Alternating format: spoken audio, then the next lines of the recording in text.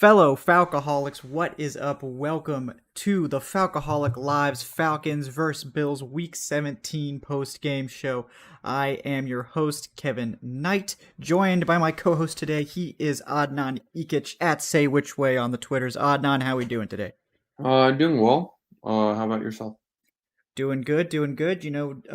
Got to watch the Falcons play, I would say, a better game than we're used to seeing them play against a top opponent, one of the best teams in the league.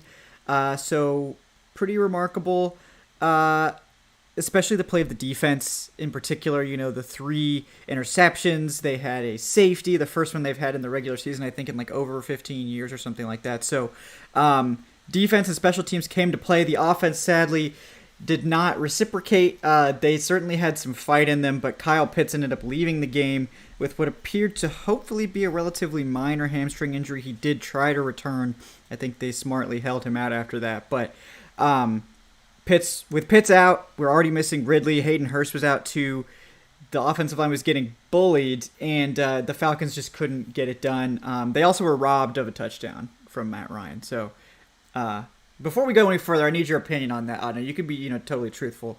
I think according to the letter of the law, maybe the refs, made the right call. But for the sport of football, for the love of the game, that was a touchdown, right? Yes, you can clearly tell that Matt Ryan wasn't giving himself up. He was looking to score. I'm not too angry or upset that the refs called it back because just for consistency's sake, they have been calling that down like this season. I think they instituted a new rule over the off season that when a quarterback's knee does hit like that, he's ruled down. It happened with Josh Allen earlier this season. I remember where he had a touchdown, he was untouched, fell into the end zone, but he was ruled down at like the half-yard line. But the issue that I have is that if Matt Ryan was getting ruled down and if he gave himself up, then you kind of have to call Jared Poyer for an unnecessary roughness for diving into him after he was down already. Um, so yeah, that's Right. my only gripe with it. I don't have an issue with them calling Ryan down, but make the call against the defender if he is giving himself up. Uh, Right.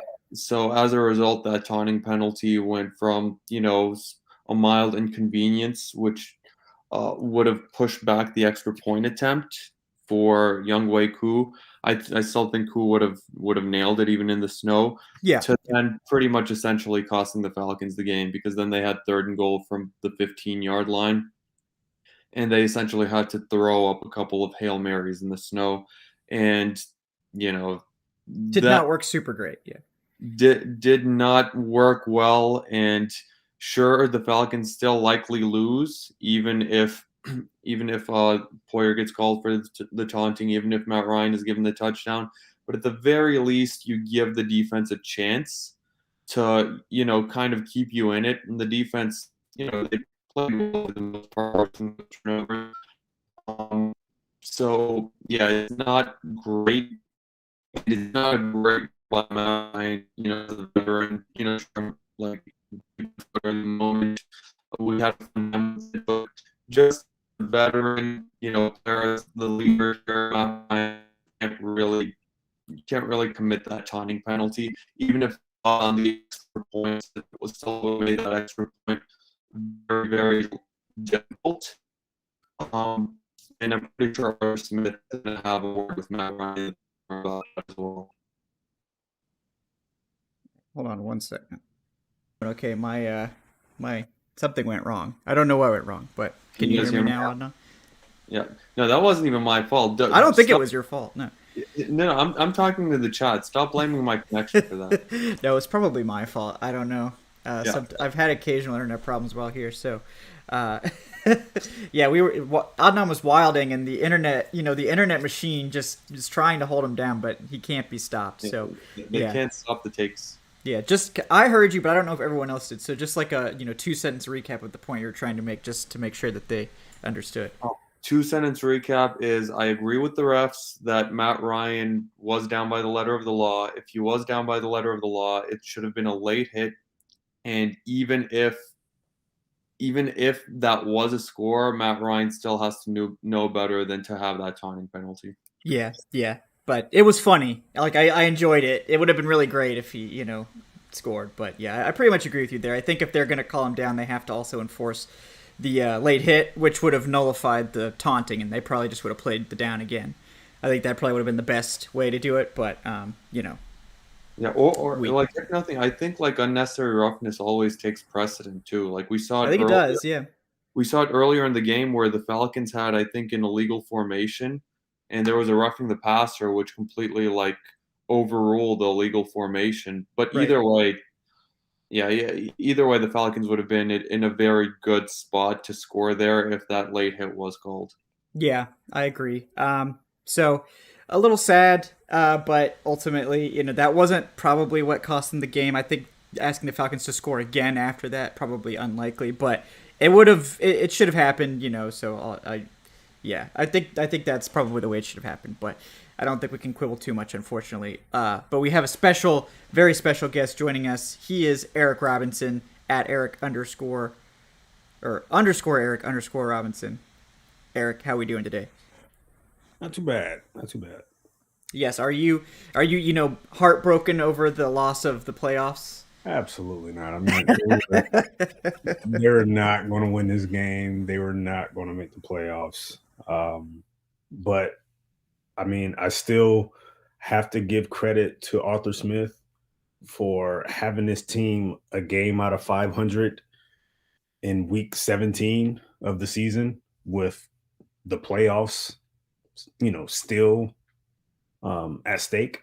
So for them to play meaningful football this late in the season, given what they had to deal with all year, it's a definite tip of the cap there. And it to me, I'm not a moral victory guy. I hate moral victories, but this leads some type of optimism for next year. Because it's a year, honestly, where they shouldn't have won 7 games. I don't Right. care who they beat. Yeah. But they shouldn't have won 7 games, and they shouldn't have been within one score against the Bills, in the fourth quarter of Yeah. this game. But they were.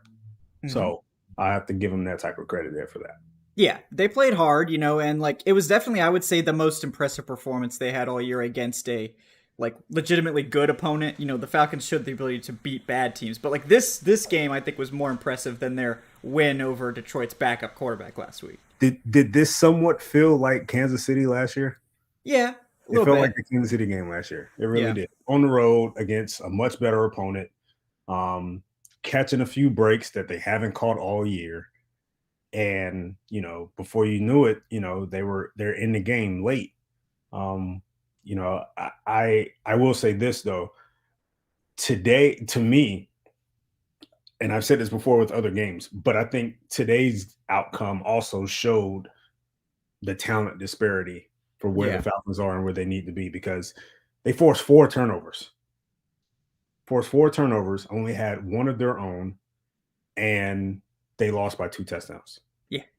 Yeah. Yeah, Better talent makes this a win. Better talent has this team walking out Yeah. victorious. In my opinion. Possibly even Kyle Pitts not getting hurt makes it a win, but Possibly, possibly. possibly, but still, like I just you Yeah. when they That's part of it. Yeah. they caused the turnovers, but you know the second half interception that should have at least been a field goal. But Yeah. the way I see it, to go into an opponent's house and to beat a team that's clearly much more talented than you need three things.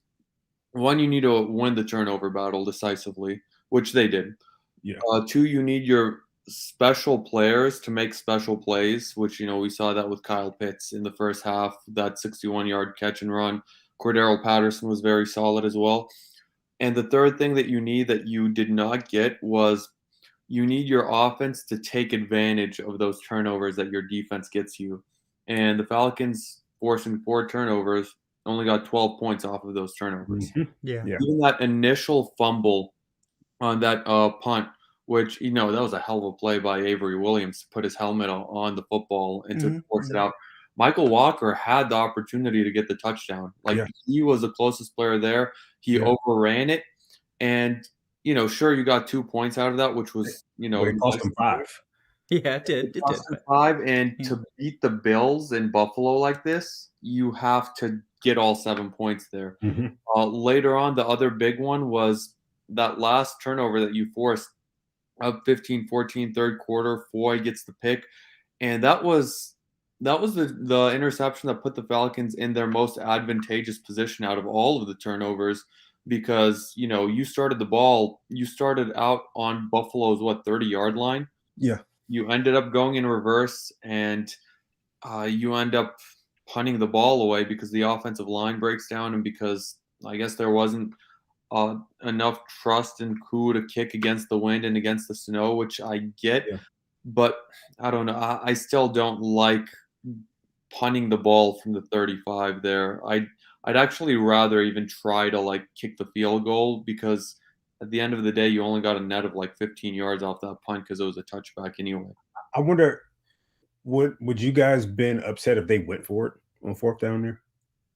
On 4th and 17, I would have I mean, questioned it. It's tough. Yeah. Yeah, it's tough, but they went for a 4th and 7 against Dallas in the first quarter of that game. Yeah, but Granted, it wasn't scoring territory, but still, I mean, the circumstances, I look at it and it's like, okay, if they missed the field goal, what odds are better? Making the field goal, whoever, I don't even know how long that field goal would have been. It probably would have been about 55, 50, 55, something like that. I think it would have been low 50s, maybe right on 50 yards. That into the wind compared to just going for it on 4th down, possibly getting a pass interference penalty or something like that. I look at a situation. I agree with you. I don't know if they should have punted there, but given where they are and the time, where they are in the season, yeah, going for it, even though it's 4th and 17, I get it, but going for it, I've been like, all right. I would have trusted Koo more than the offensive line to. that's a good. Fair enough. But you go to your point, Adnan, you go back to those 2 sequences. That's 8 points at the very least. That's 8 points left off the board. Yeah.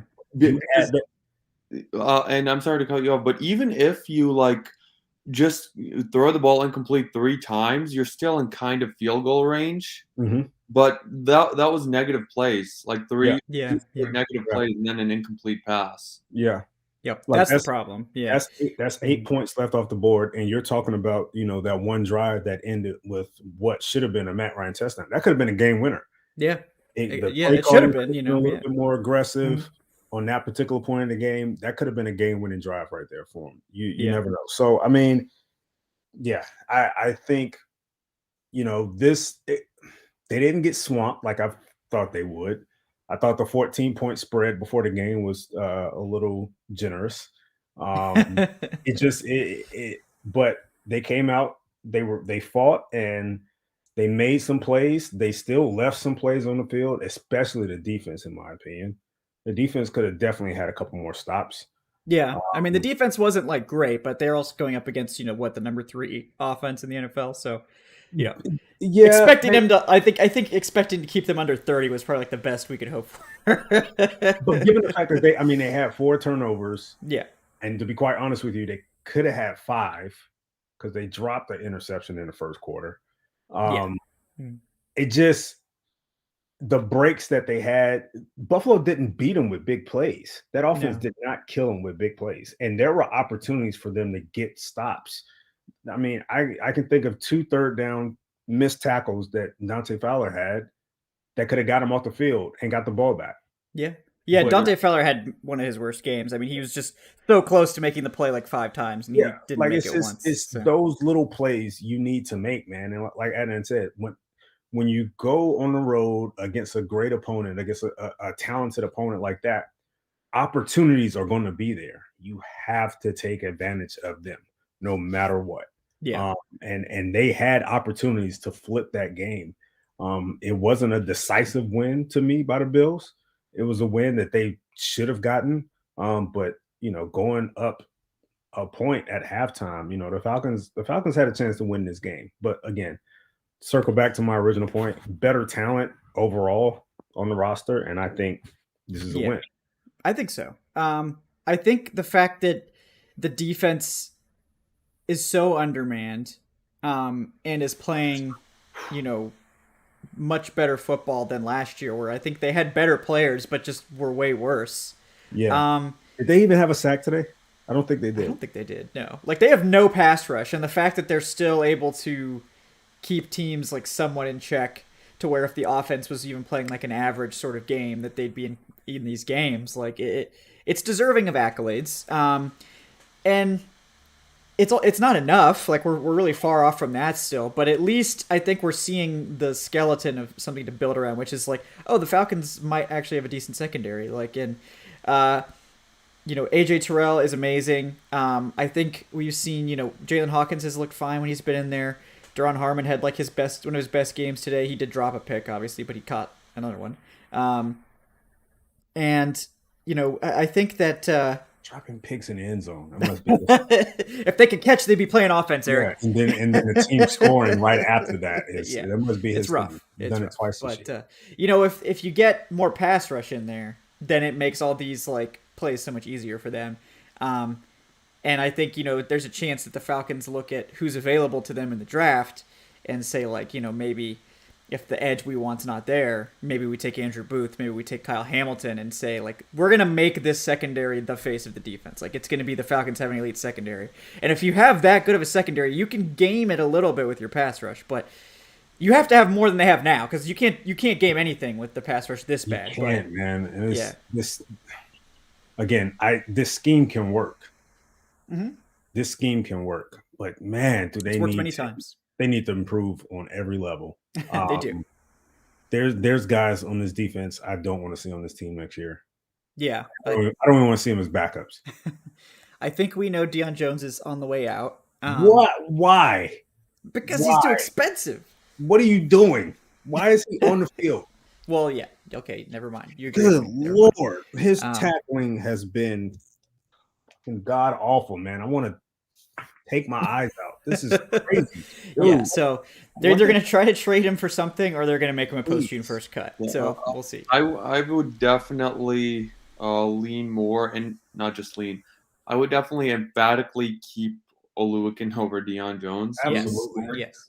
Because my main issue with Deion Jones is the past 2 years, especially, when the team is really losing and when things aren't going well. We've questioned Deion Jones's effort on more than one occasion, and you can't really have that.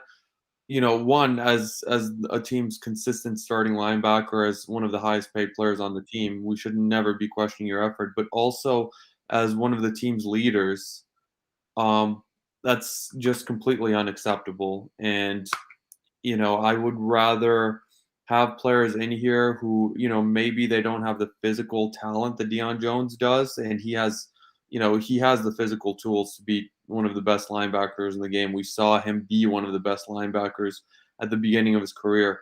But I would actually rather sacrifice some of that talent for some of those intangibles and for a guy that can really set an example for the rest of the team. And Deion Jones has not been that. And yeah, I think he's mentally checked out.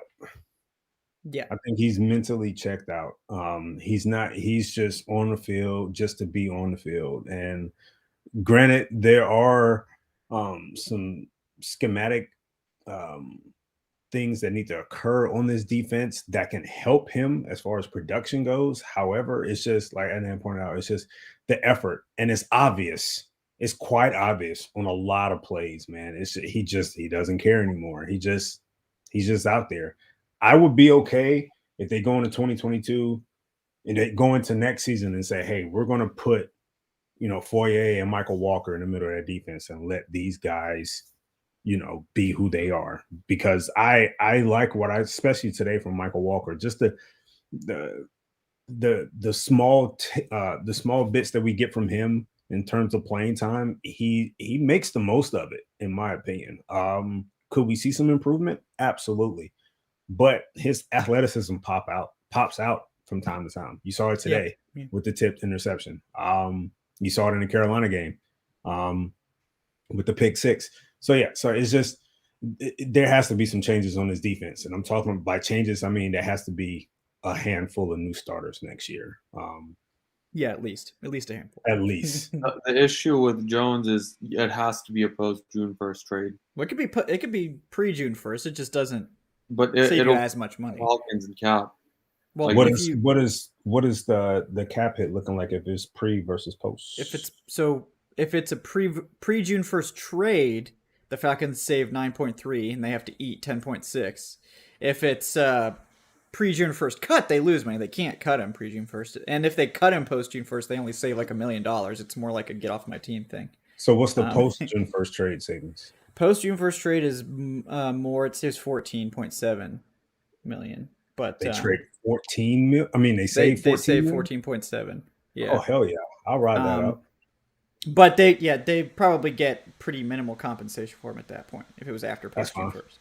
I'm looking forward to money. Like it would be 2023 picks. But depending on what they do, they might actually prefer the 2023 pick. Honestly, I'm looking more because of the plan to already walk in because of the fact that you possibly already have 2 starters on your roster now at middle linebacker going into next year.